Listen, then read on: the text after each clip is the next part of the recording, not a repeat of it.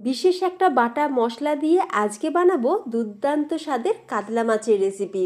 রোজ একঘেয়েমি মাছের ঝাল খেয়ে যদি বোর হয়ে যাও তাহলে কাতলা মাছের রেসিপিটি অবশ্যই ট্রাই করে দেখো।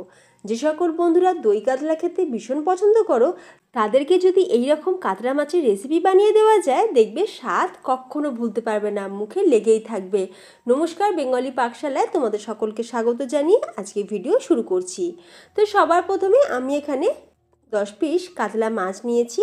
এখন মাছটাকে ভালো করে পরিষ্কার করে ধুয়ে নিয়ে জল ঝরিয়ে রেখেছিলাম। মাছের মধ্যে আমরা সামান্য পরিমাণে হলুদ, পরিমাণ মতন লবণ আর অল্প সামান্য পরিমাণে একটু সাদা তেল মাছের গায়েতে খুব ভালো করে মাখিয়ে নেব।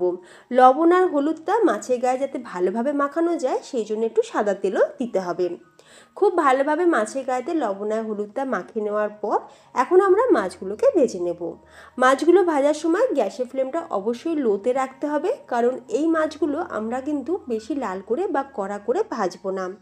মাছগুলো যতক্ষণ ভাজা হচ্ছে আমি একটা মশলা রেডি করে নেব। এখানে দেখো প্রথমেই একটা মিক্সির জারের মধ্যে আমি নিয়ে নিয়েছি 15-16টা মতন গোটা কাজু বাদাম।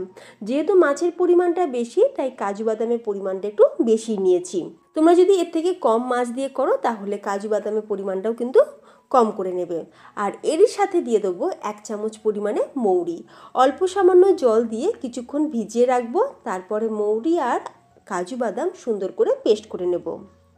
অন্যদিকে দেখো মাছগুলো আমরা খুব ভালোভাবে কিন্তু ভেজে নিয়েছি। সব কটা মাছই আমার ভাজা হয়ে গেছে, তুলে রেখে দিলাম। তারপর কড়াইতে মাছ ভাজার যে অবশিষ্ট তেলটা ছিল তার মধ্যে আমরা দিয়ে দিলাম গোটা গরম মশলা, ছোটো এলাচ, লবঙ্গ, দারচিনি।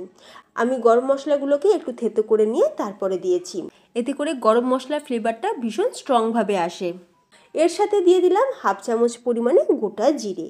এখন এই ফোড়নটা ভাজার যখন সুন্দর গন্ধ ছাড়তে শুরু করবে তখন আমরা এখানে দিয়ে দেবো পেঁয়াজের পেস্ট। এখানে আমি 3টে মিডিয়াম সাইজের পেঁয়াজ ভালো করে পেস্ট করে রেখেছিলাম, পেঁয়াজ বাটাটা এখন দিয়ে দিলাম। পেঁয়াজ বাটা দিয়ে আমরা কিন্তু খুব ভালো করে এখন পেঁয়াজটাকে ভেজে নেব, যাতে পেঁয়াজের কোনো রকম কাঁচা স্মেল না থাকে। গ্যাসের ফ্লেমটা লো টু মিডিয়ামে রেখে খুব ভালো করে পেঁয়াজটাকে একটু লাল করে ভেজে নিতে হবে। পেঁয়াজটা ভাজার পর যখন দেখবি পেঁয়াজের কালারটা চেঞ্জ হতে শুরু করবে তখন আমি এর মধ্যে অ্যাড করে দিলাম কাঁচা লঙ্কা বাটা।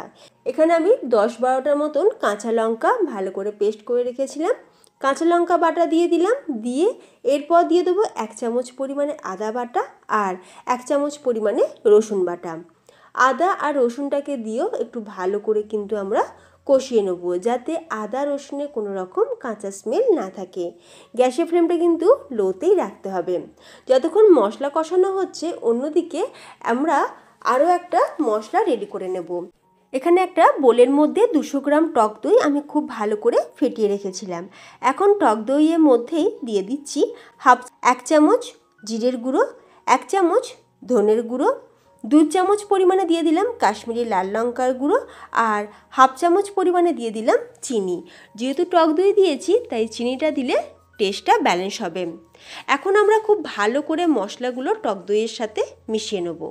টক দইয়ের সাথে মশলাগুলো ভালোভাবে মেশানো হয়ে যাওয়ার পর আমরা এখন টক দইটাই দিয়ে দিলাম কড়াইয়ের মধ্যে। আর এই সময় কিন্তু গ্যাসের ফ্লেমটা একদম লোতে রাখতে হবে, না হলে দইটা আবার কেটেও যেতে পারে। দইটা দিয়ে খুব ভালো করে আমরা কিন্তু কষিয়ে নেব। তারপরে দিয়ে দেবো কাজু আর মৌরির পেস্ট। কাজু বাদাম আর মৌরির পেস্ট দিয়ে মিক্সির জার ধোয়া সামান্য পরিমাণে একটু জল দিয়ে ভালো করে মশলাটা কষিয়ে নেব।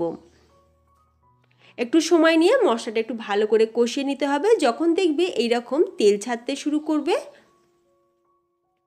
তখন বুঝবে যে মশলাটা আমাদের ভালোভাবে কষানো হয়ে গেছে।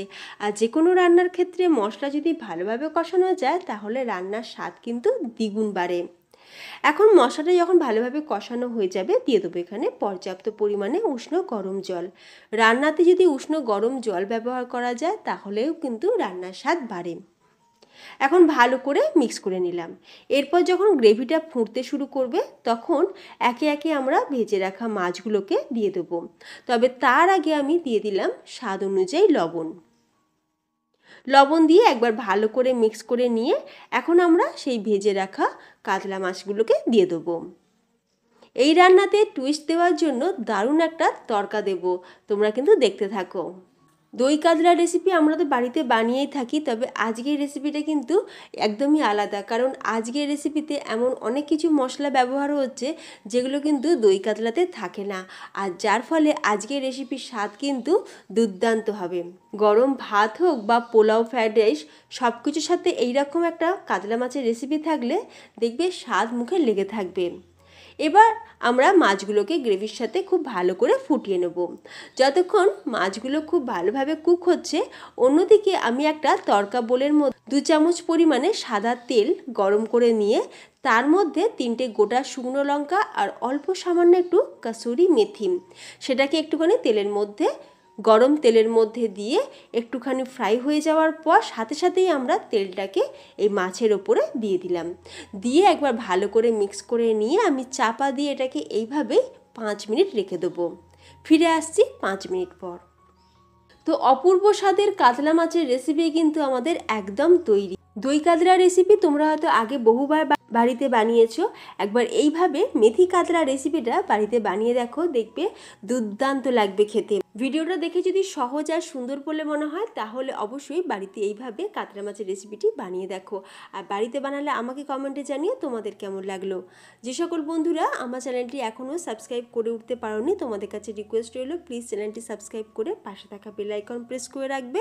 তাহলে ফ্রেন্ডস আজ আসি, দেখা হবে নতুন কোনো রেসিপির সাথে। ধন্যবাদ।